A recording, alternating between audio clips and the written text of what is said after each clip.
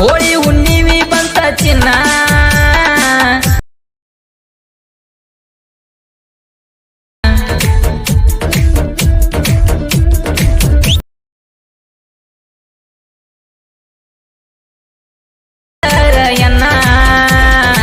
ದುಡುದಿಲ್ಲ ಒಟ್ಟನ ನಿನ್ನ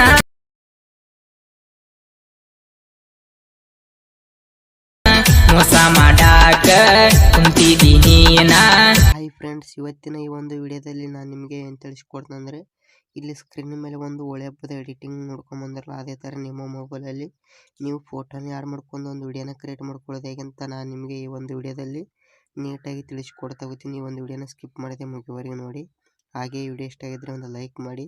ಹೊಸಬ್ರು ಯಾರು ನಮ್ಮ ಚಾನಲ್ನ ನೋಡ್ತಿದ್ದಾರೆ ಪ್ಲೀಸ್ ಈ ಕೂಡಲೇ ಸಬ್ಸ್ಕ್ರೈಬ್ ಆಗಿ, ಹಾಗೂ ಪಕ್ಕದಲ್ಲಿರುವಂಥ ಬೆಲ್ ಐಕನ್ ಆಲಲ್ಲಿ ಇಟ್ಟುಕೊಳ್ಳಿ. ನಾನು ಯಾವುದೇ ಹೊಸ ವಿಡಿಯೋ ಅಪ್ಲೋಡ್ ಮಾಡೋ ನಿಮಗೆ ನೋಟಿಫಿಕೇಶನ್ ಮುಖಾಂತರ ಸಿಗುತ್ತೆ.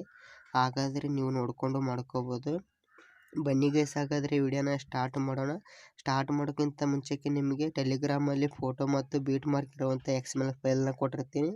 ಡಿಸ್ಕ್ರಿಪ್ಷನಲ್ಲಿ ಕೊಟ್ಟಿನಿ, ಹೋಗಿ ನಾನು ಟೆಲಿಗ್ರಾಮ್ಗೆ ಜಾಯ್ನ್ ಆಗಿ ಬೀಟ್ ಮಾರ್ಕ್ ಇರುವಂಥ XML ಫೈಲ್ನ ನಿಮ್ಮೊಂದು ಅಲರ್ಟ್ ಮಿಷನ್ಗೆ ಇಂಪೋರ್ಟ್ ಮಾಡ್ಕೊಳ್ಳಿ. ಹಾಗೆ ಫೋಟೋ ಕೂಡ ಸೇವ್ ಮಾಡ್ಕೊಂಡು ಬನ್ನಿ. ಮೊದಲಿಗೆ ನೀವು ಏನು ಮಾಡ್ಕಪ್ಪ ಅಂದರೆ, ನಿಮ್ಮ ಬೀಟ್ ಮಾರ್ಕನ್ನು ನಿಮ್ಮೊಂದು ಅಲರ್ಟ್ ಮಿಷನ್ಗೆ ಇಂಪೋರ್ಟ್ ಮಾಡ್ಕೊಂಡ ತಕ್ಷಣ ನೀವು ಬೀಟ್ ಮಾರ್ಕನ್ನು ಓಪನ್ ಮಾಡ್ಕೋಬೇಕಾಗುತ್ತೆ. ನಾನಿಲ್ಲಿ ಬೀಟ್ ಮಾರ್ಕ್ ಇರುವಂಥ XML ಫೈಲ್ನ ಓಪನ್ ಮಾಡ್ಕೊತಿದ್ದೀನಿ ನೋಡಿ ಗೈಸ್. ಇಲ್ಲಿ ಬೀಟ್ ಮಾರ್ಕ್ ಇರುವಂಥ XML ಓಪನ್ ಆದ ತಕ್ಷಣ ನಿಮಗೆ ಈ ಥರ ಇಂಟರ್ಫೇಸ್ ಬರುತ್ತೆ. ಇಲ್ಲಿ ನೀವು ಪೋಸ್ಟಿಗೆ ಒಂದು ಲೋಗೋ ಕೂಡ ಆ್ಯಡ್ ಮಾಡ್ಕೋಬೋದು. ಆ್ಯಡ್ ಮಾಡ್ಕೊಳ್ಳೋಂಗಿದ್ರೆ ಆ್ಯಡ್ ಮಾಡ್ಕೊಳ್ಳಿ.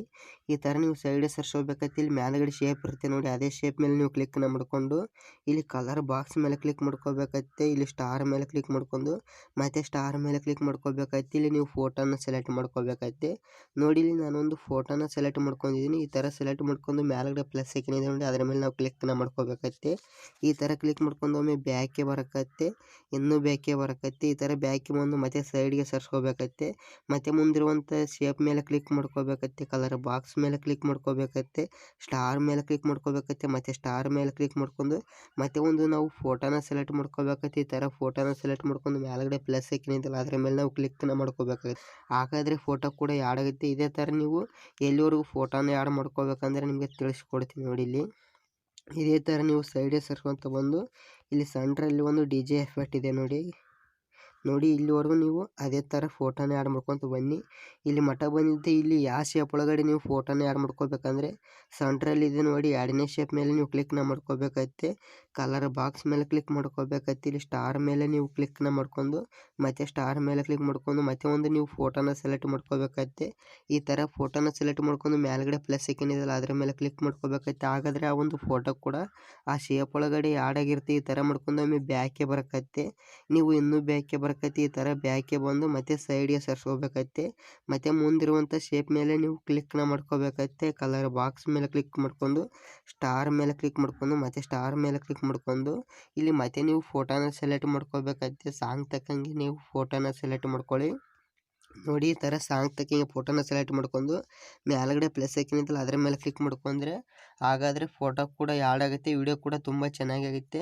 ಇದೇ ಥರ ನೀವು ಚೆನ್ನಾಗಿ ನೋಡಿಕೊಂಡು ಮಾಡ್ಕೊಳ್ಳಿ, ವಿಡಿಯೋ ಕೂಡ ಚೆನ್ನಾಗಾಗುತ್ತೆ. ಹಾಗೆ ವಿಡಿಯೋ ಇಷ್ಟ ಆಗಿದ್ದರೆ ಒಂದು ಲೈಕ್ ಮಾಡೋದು ಮಾತ್ರ ಮರಿಬೇಡಿ ಗೈಸ್. ಮತ್ತೆ ಮುಂದಿನ ವಿಡಿಯೋದಲ್ಲಿ ಸಿಗೋಣ ಅಂತ ಈ ಒಂದು ವಿಡಿಯೋನ ಮುಗಿಸ್ತಿದ್ದೀನಿ. ಈ ವಿಡಿಯೋ ಬಗ್ಗೆ ನಿಮಗೆ ಏನು ಅನಿಸ್ತು ಅಂತ ಕಮೆಂಟ್ ಬಾಕ್ಸಲ್ಲಿ ತಿಳಿಸಿ. ನಾನು ಮತ್ತೆ ನಿಮಗೆ ರಿಪ್ಲೈಯನ್ನು ಕೊಡ್ತೀನಿ.